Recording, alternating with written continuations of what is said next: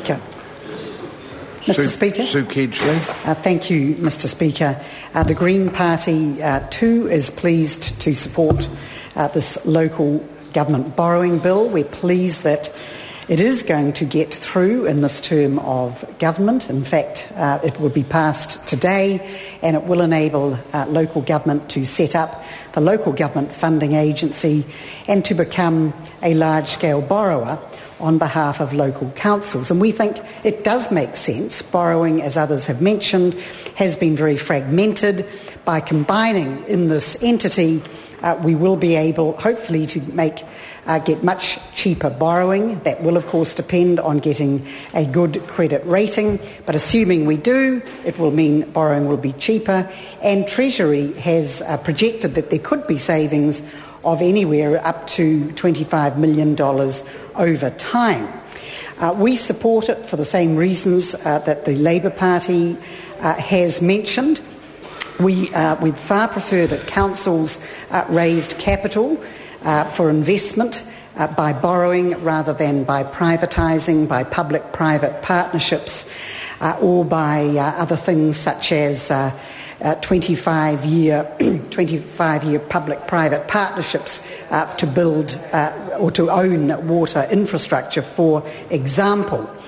We're also pleased that it is a voluntary entity, so councils won't be forced to join up to the local government funding agency. I think the Minister mentioned about 35 councils are already signing up. For all of those reasons, we do support it. But I have mentioned that we do have some misgivings about it. And so just let me share in this House what those misgivings are. No one has yet mentioned the fact that all councils who sign up to the local government funding agency will be required to guarantee each other's debts. They will be jointly liable. So if ever a council were to default, all of the councils would be liable and all of them would have to pay for that debt. Now, this may be unlikely, but nevertheless it is a possibility, particularly when we have scenarios such as Christchurch, that a council could in time default. And I suspect that most ratepayers are unaware that their councils have signed up, or if the councils have signed up, to the fact that there is this joint liability and that they could wake up in 10 years' time and find that their council has incurred a significant debt which they were not aware of at the time. And my second concern is that because this will enable the local government funding agency, will enable councils to borrow more cheaply, there will be a temptation to borrow more. And already the Treasury has forecast that council debt is likely to increase, council borrowing up to $10 billion in the next 5 years.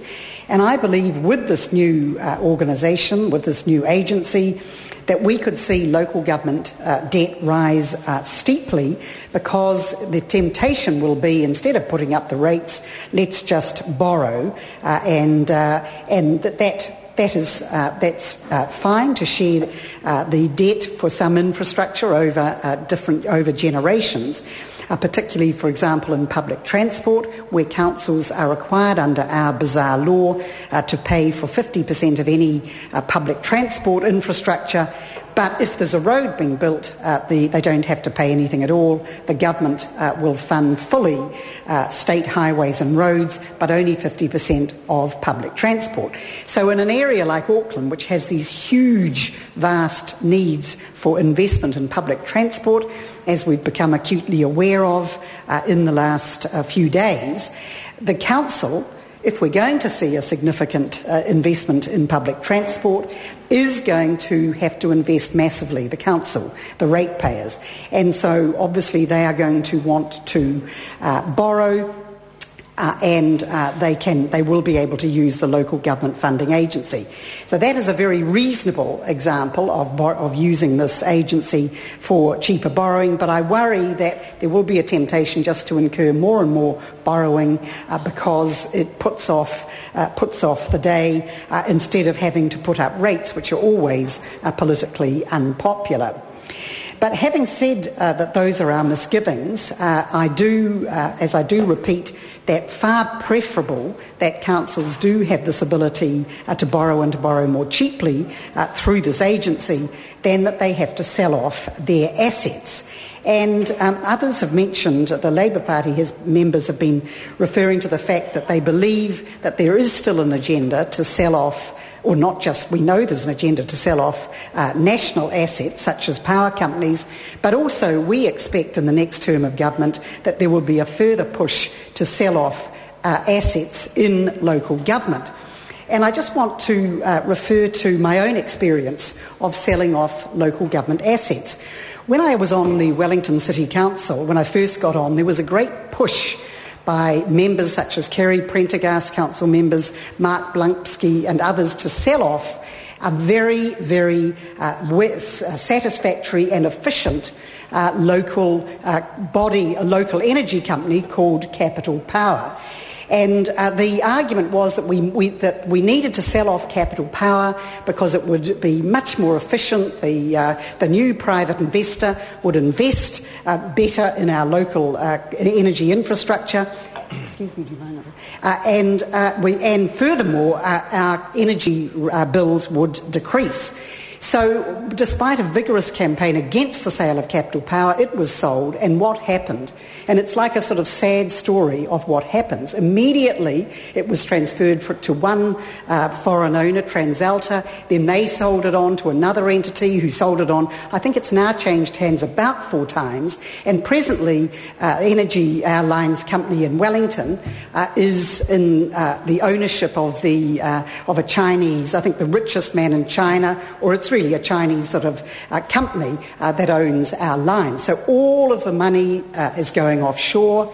Far from our energy bills decreasing, as we were promised, they've just skyrocketed over the last decade. Money has poured out, and there has been a lack of investment in our infrastructure.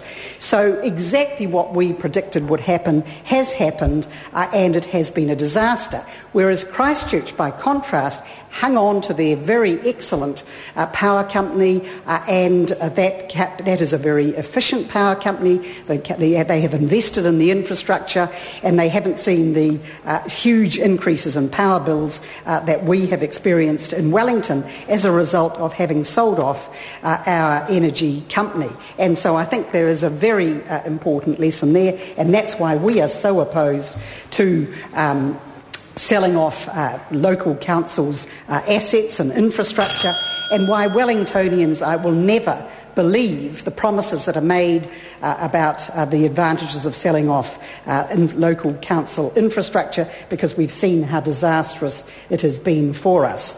So we will be supporting this bill with misgivings. We also have some misgivings about the fact that the Auckland Council will be able to borrow in foreign currency.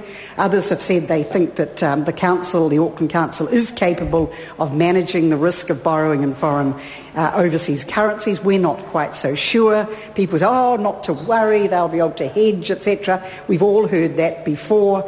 And let us remember that the Asian financial crisis in 1998, one of the triggers of that was the fact that organisations and entities in Asia had borrowed offshore to finance their domestic activities in overseas exchange, and when the exchange rates fell, they were left insolvent, and that precipitated that crisis there. So we are still worried about the ability of giving this permission for the Auckland Council to borrow in foreign currencies. We're not as sanguine as other members in this House are.